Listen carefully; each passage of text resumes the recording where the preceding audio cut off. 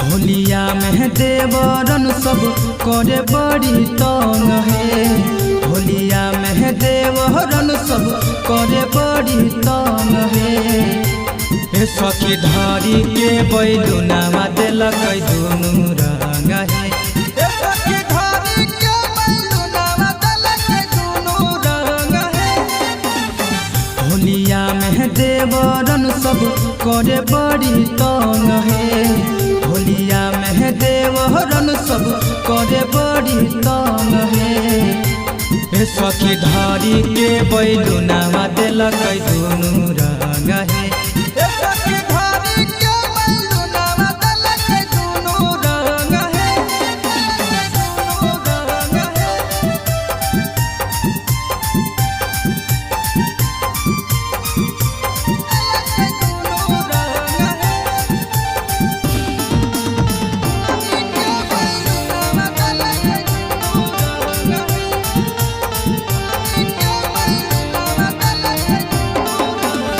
साया साड़ी नहा सदलक कलक खराब है।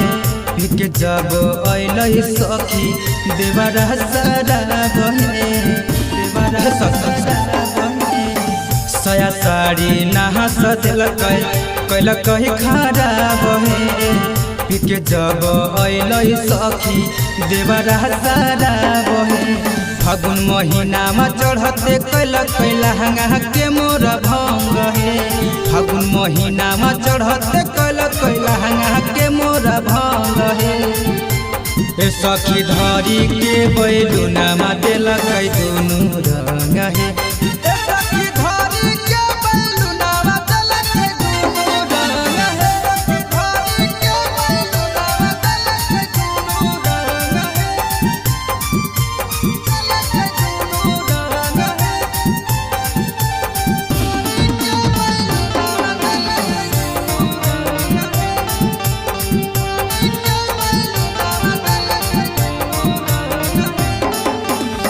मीठी मीठी बोली के हमारा लेलक फसाए है। लेके पीछा करिया देवरा देलक सटाए है। सुनो है। मीठी मीठी बोली के हमारा लेलक फसाए है। लेके पीछा करिया देवरा देलक सटाए है। भबलू बिहारी पंकज करे बड़ी तंग है।